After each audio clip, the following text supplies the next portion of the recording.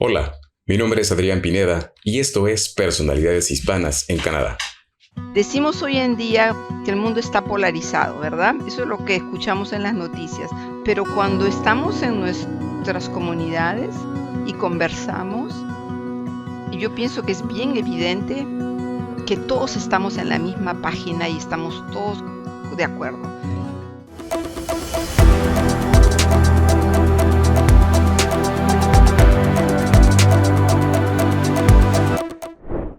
Rosa Gálvez es una de las principales expertas en Canadá en el control de la contaminación y su efecto en la salud humana.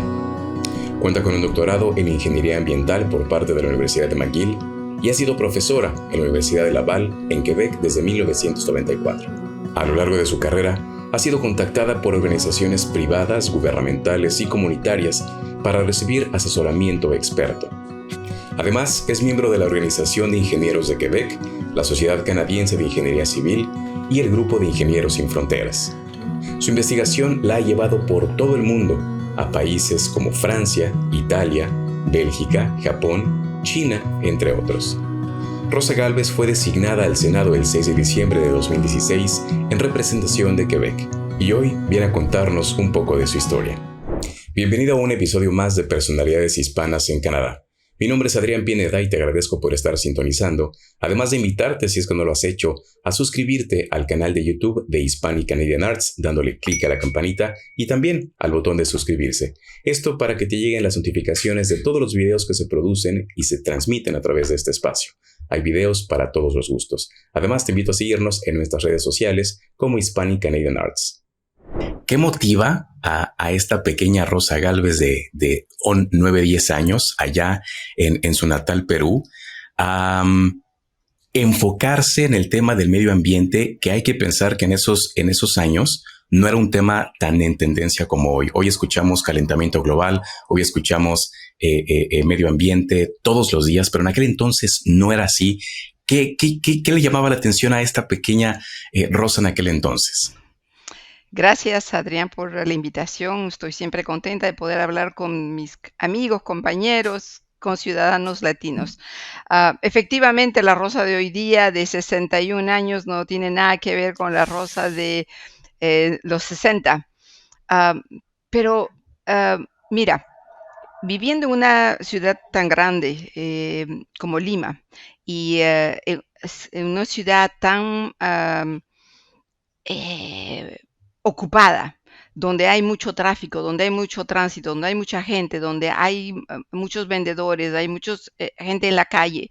Entonces es muy fácil darse cuenta de que hay una polución, de que hay residuos orgánicos, residuos sólidos. Y en ese momento, yo me acuerdo, todavía estaba en primaria, cuando mi profesora de la primaria, el último año, nos dijo, no, tomen un tema que les interese y traten de desarrollarlo para hacer una presentación en clase. Y yo escogí la polución de la Ciudad de México. Tenía entre la polución de la ciudad de Tokio o la polución de la Ciudad de México, pero eso me impactaba y quería hacer una comparación con lo que pasaba en Lima. Y entonces basada en ir a la biblioteca, en las noticias, y discutiendo con mis primos mayores sobre, no hermanos mayores, porque yo soy la mayor de 7 hijos, pero con mis primos, tomando un poco conciencia de la cuestión de los residuos sólidos, pero también mucha importancia en Lima la cuestión de la necesidad del agua. En Lima el Claro. río Rímac que llega ahí es muy pequeño y siempre estamos necesitando aguas. Y los desechos, los efluentes agrícolas e industriales serán botados al pobre río Rímac, ¿no? Entonces es como un poco como mi obsesión desde chiquita de decirme que eso era un problema que iba a crecer y que íbamos a tener en un momento dado que hacer frente a esa solución, encontrar solución a ese problema. Y de verdad que me siento que tengo suerte porque hoy en día los muchachos tienen tanta alternativa y opciones para estudiar y que a veces es un poco difícil para ellos de tomar una decisión en cuanto al tema, al campo en donde ellos quieren irse, como profesora universitaria, eso es lo que yo he visto. Es difícil, porque parece como que ya a los 20 años tienes que haber decidido para Claro. dónde iba tu carrera, mientras que yo he tenido la suerte de haber encontrado mi pasión, mi preocupación, mi servicio a la comunidad desde esta pequeña infancia y haber ido directo en ese tema como una obsesión. Porque tenía que ver justamente, esta obsesión se encaminó a esta ingeniería que usted comenzó a cursar, pero bueno, vamos a llegar a eso, pero de repente dio un giro y usted terminó en la política también. En aquellos entonces, cuando estaba esta inquietud por saber y comparar los niveles de polución, ¿cómo fue su acercamiento, por ejemplo, ante las autoridades, obviamente los políticos, para decir, oigan, algo está sucediendo y algo tenemos que hacer? Entonces, ve, mira, yo estudié ingeniería civil sanitaria y comencé a preocuparme y a diseñar y a trabajar en concepciones de tratamiento de aguas y de desagües. Y cuando llegué acá a Canadá, he hecho mi doctorado en suelos contaminados, en lodos, en sitios, restauración de sitios contaminados alrededor de Montreal, porque la ciudad crece.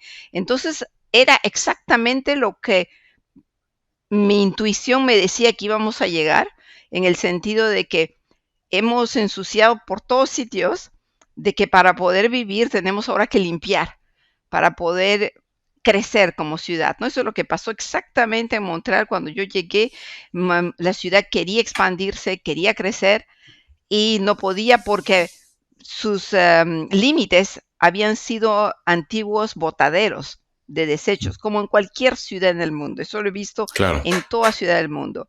Y entonces mi carrera desde el principio, desde que salí de la universidad, siempre fue impactada por las leyes. Y al principio yo pensaba que la ley estaba dada para proteger al medio ambiente, para proteger la calidad del agua, para proteger la calidad de la atmósfera, proteger la calidad de los suelos. Hoy día te puedo decir que muy naif que fui, porque en realidad lo que la legislación hace es limitar la polución, es legalizar un nivel de polución, aceptar que vamos a eh, contaminar y entonces pone límites. Y eso es lo que hace la legislación ambiental. Pone límites, legaliza esto, hace una aceptación social de esto porque no hay otra solución y entonces nos contentamos de limitar, limitar, pero igual al final, como el planeta es finito, como los recursos son finitos, entonces de nuevo llegamos al límite de que no hay espacio, nadie quiere los residuos, viene este dilema de not in my backyard, pónganlo en donde quieran, el botadero, pero no en mi jardín atrás. Eh, Construyen un incinerador para los desechos, pero no en mi barrio, ¿no? Entonces, ahí ya se ve los límites de la política, se ve también del hecho de que si limitamos la contaminación, la limitamos, hacemos una dilución del problema, pero eventualmente llegamos a este problema del cambio climático porque hemos puesto demasiado CO2, metano, gases de invernadero en la atmósfera, que es polución. Tenemos el problema de que no nos podemos bañar en los ríos, que no nos podemos bañar en los lagos, o que la biodiversidad en los lagos y en los océanos está perdiéndose porque hay mucha polución, que hay una isla flotante en el Océano Pacífico porque estamos botando plástico al océano.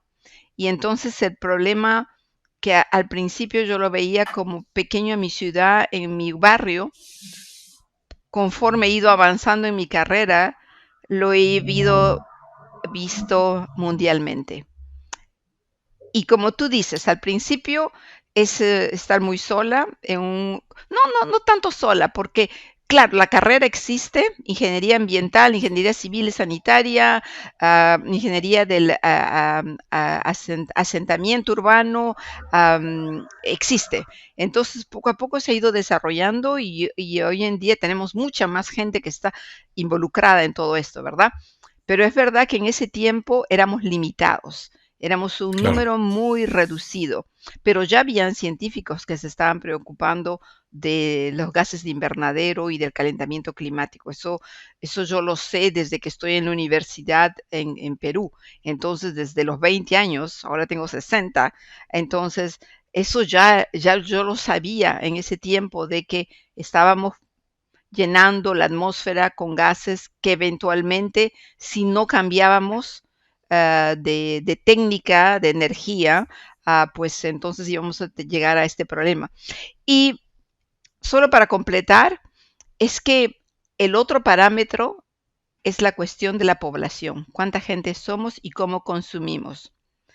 Y la Rosa joven pensaba que con la educación y con la conciencia uh, más elevada de la sociedad y la evolución de la sociedad, íbamos a llegar a un punto en que o íbamos a no ser tan, llenar el planeta con tanta gente, o que lo íbamos a hacer, pero que nuestro consumo iba a ser más razonable, más frugal.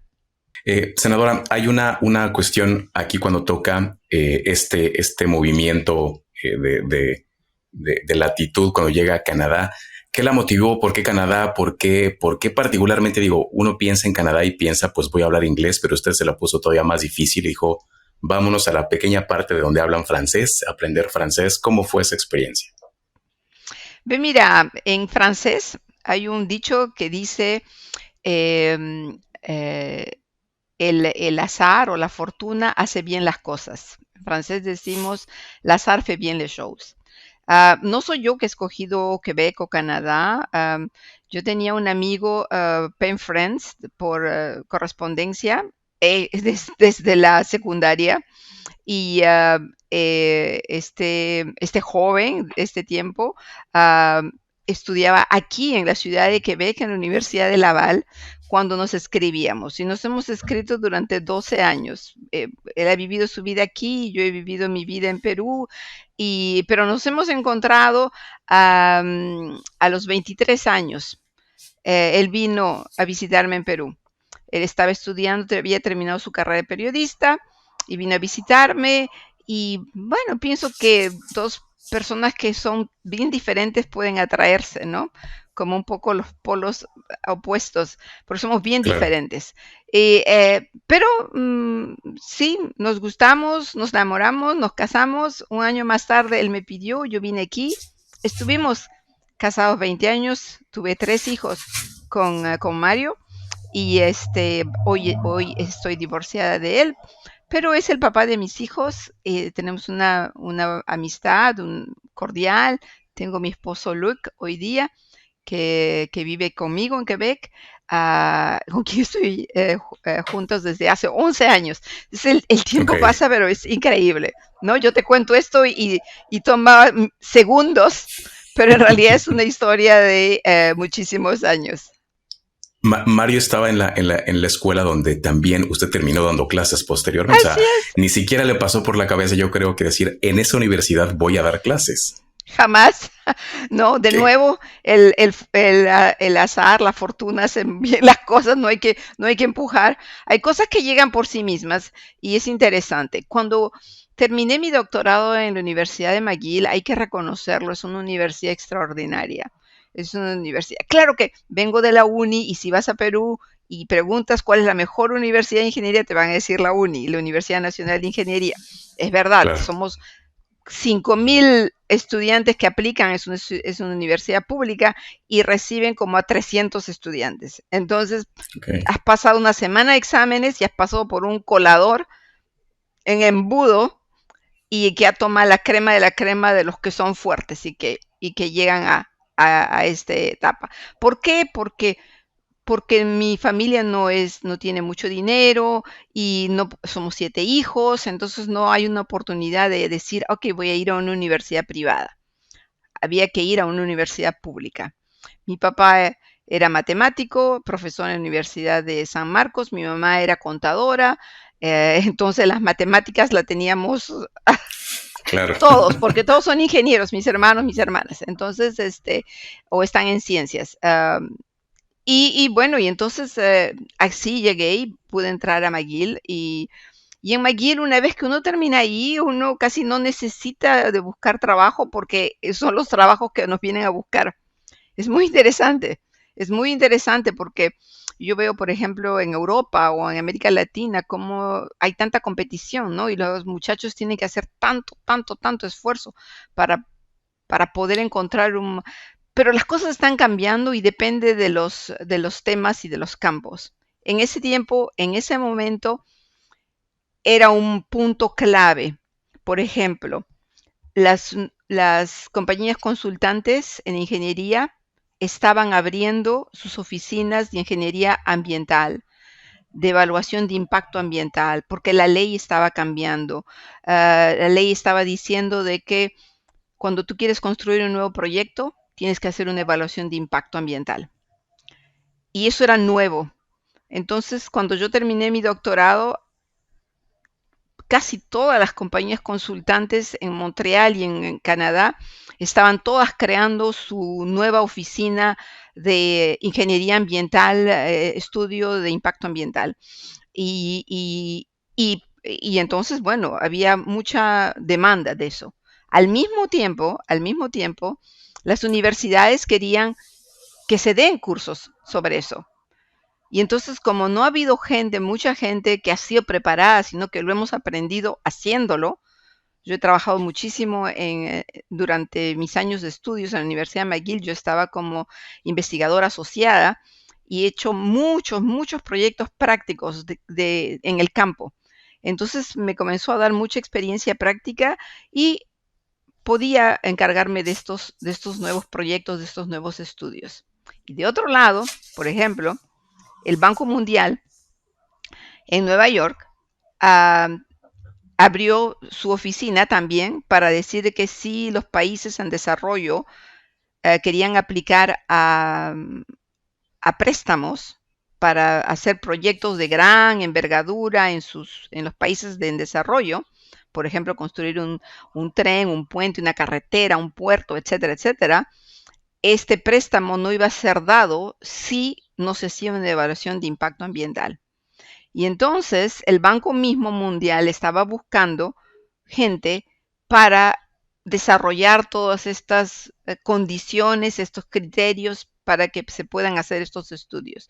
Entonces, de verdad que tenía mucha oferta y llegó esta oferta de ser profesora aquí en la Universidad Laval. Entonces, hay la compañía consultante, hay el Banco Mundial y hay venir a Quebec, que es una ciudad pequeña, y donde es verdad que hay muchas cosas que desarrollar, porque empezamos de cero, pero por otro lado va a ser mi gran challenge, mi gran desafío, Reto. Ujú. mi reto, el reto de construir de cero, algo de cero aquí, ¿no? En Quebec.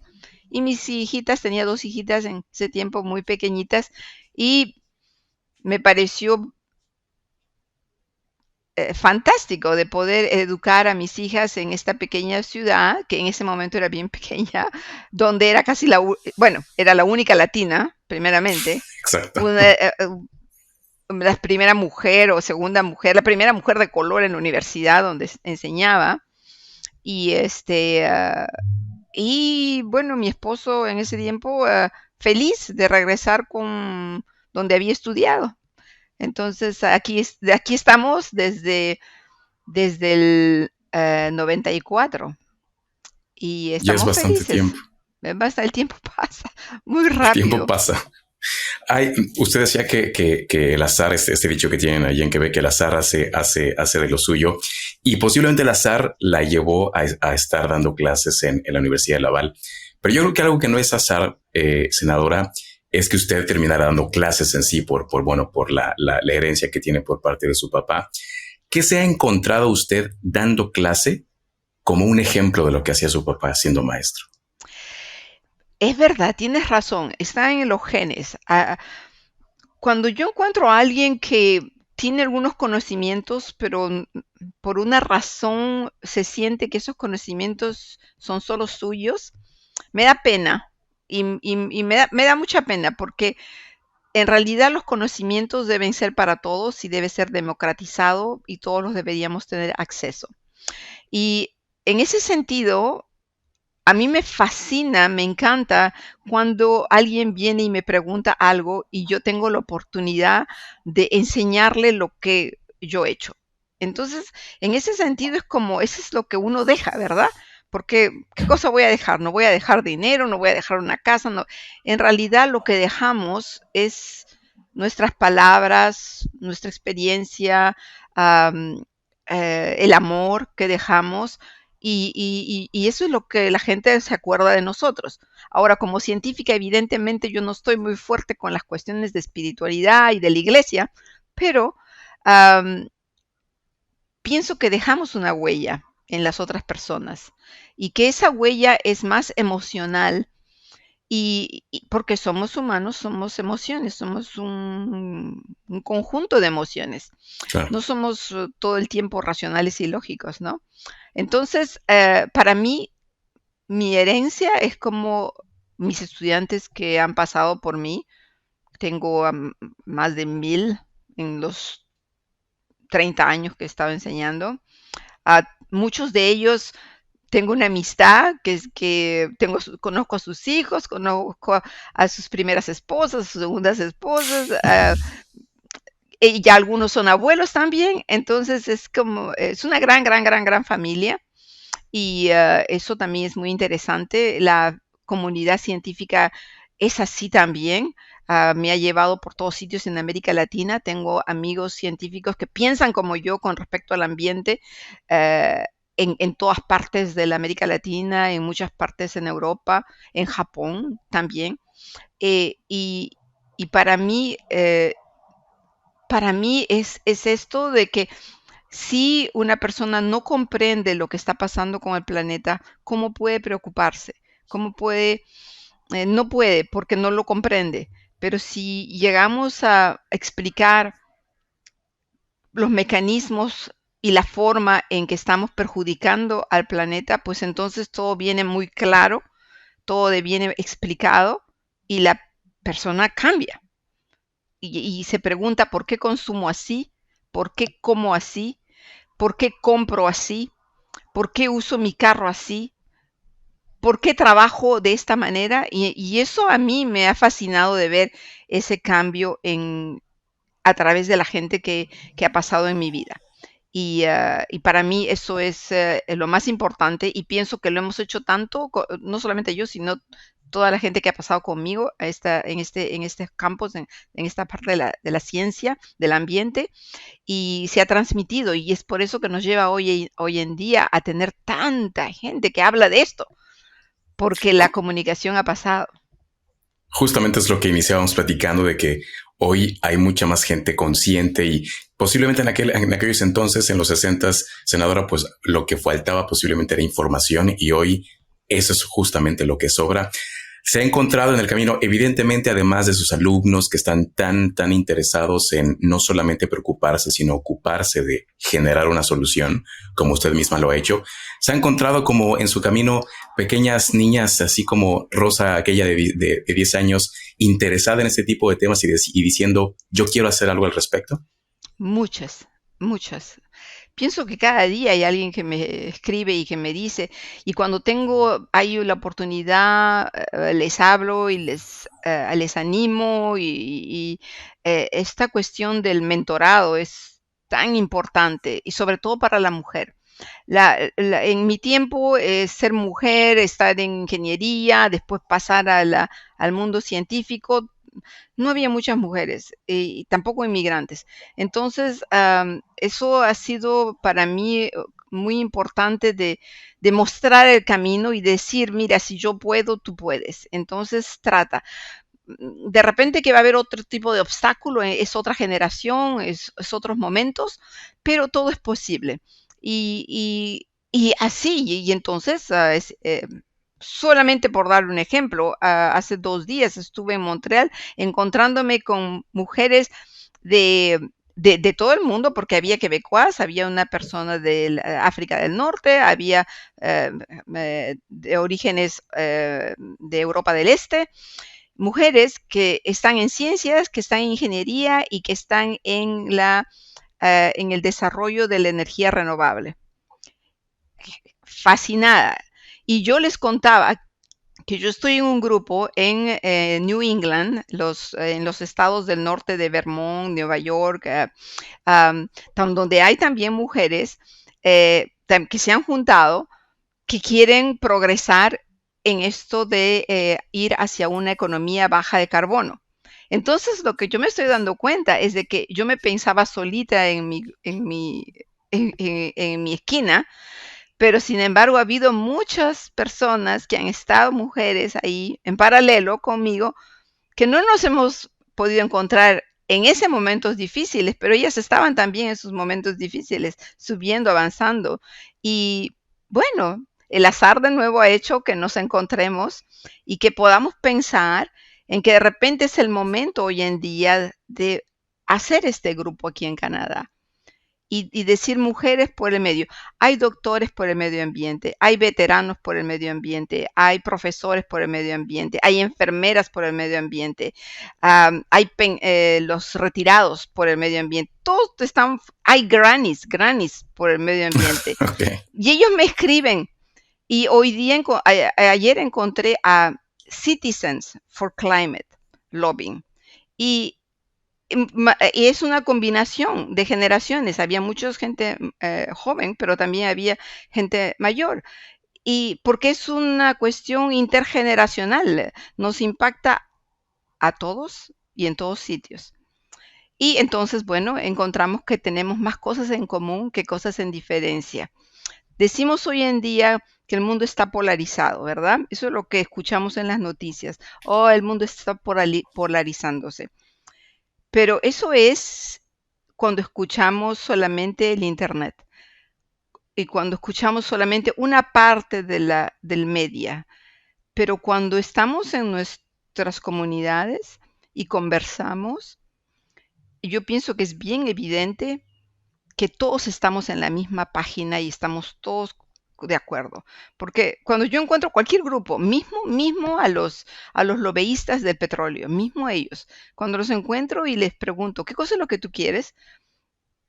El futuro, todos me dicen lo mismo. Ellos quieren tener un futuro justo, un futuro optimista, ah, económica, socialmente, culturalmente rico, quieren tener acceso a agua, a estar en paz, a tener un suelo donde van a poder hacer crecer sus alimentos de manera limpia, sin pesticidas, entonces, al final, todos queremos lo mismo y lo que no estamos de acuerdo es de cómo es que llegamos a eso, cómo llegamos a esa meta. Y es ahí donde yo pienso de que tiene un rol ahí el político para justamente limar todas esas cosas, porque es verdad que hay varios caminos, pero Claro. necesitamos ahorita apurarnos, porque estamos un poco de retraso y tenemos que acelerar la velocidad a la cual vamos a una economía baja en carbono. Quiero cerrar con dos preguntas, senadora. La primera, puntualmente, los momentos de migración en su momento cuando llegó a Canadá y el momento actual son completamente diferentes. ¿Qué retos ve usted para los migrantes, específicamente para los hispanos aquí en este país? Primero, antes que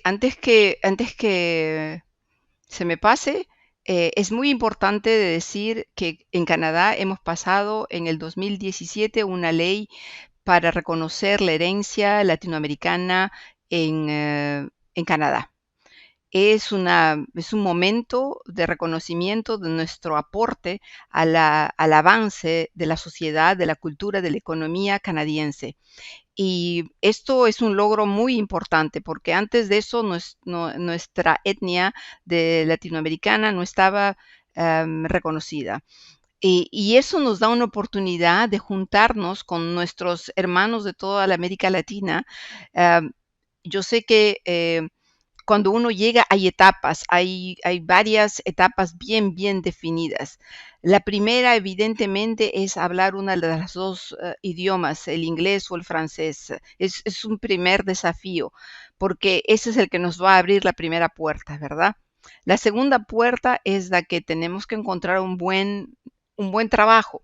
De repente que primero vamos a tener que empezar haciendo cosas que no nos gusta. Yo lo he hecho también. Yo he trabajado en un videoclub, he sido asistente, cuidado exámenes. Todos tenemos que hacer algo en un momento dado.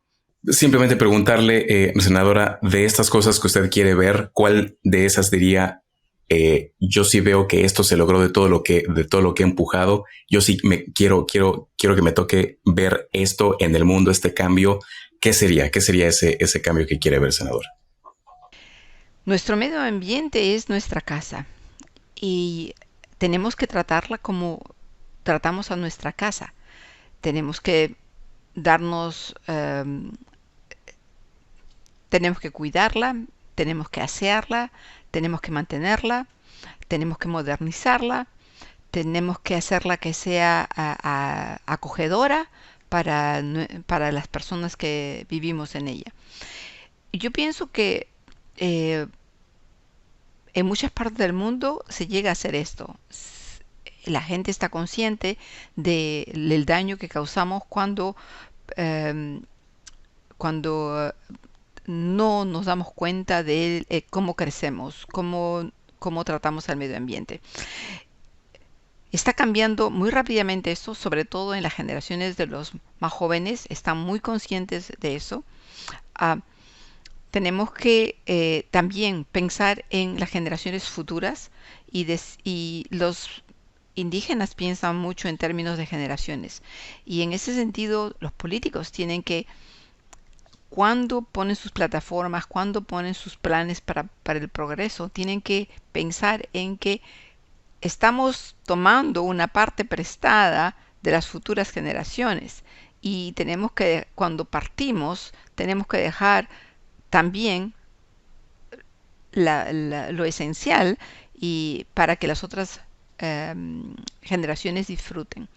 Entonces, en ese sentido es contaminar lo menos posible, reciclar lo más posible, reutilizar lo más posible, comprar cosas que puedan ser, la vida útil pueda ser extendida, a eliminar los usos de cosas que son banales o que no nos aportan realmente. Pensar en cada vez que compramos algo, cuál es. Y, y tratar de desarrollar una sociedad en donde tenemos otro objetivo que el de consumir.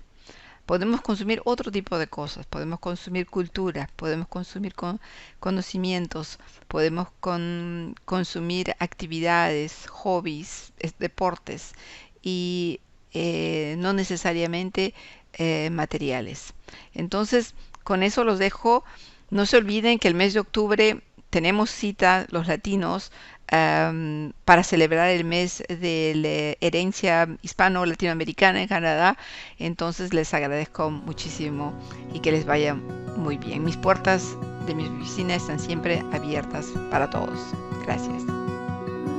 Muchas veces el azar podrá llevarte a lugares inimaginables, pero también hará toda la diferencia tu trabajo arduo. Gracias por acompañarme en este episodio más de Personalidades Hispanas en Canadá.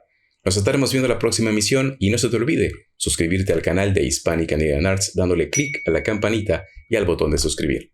Hasta la próxima.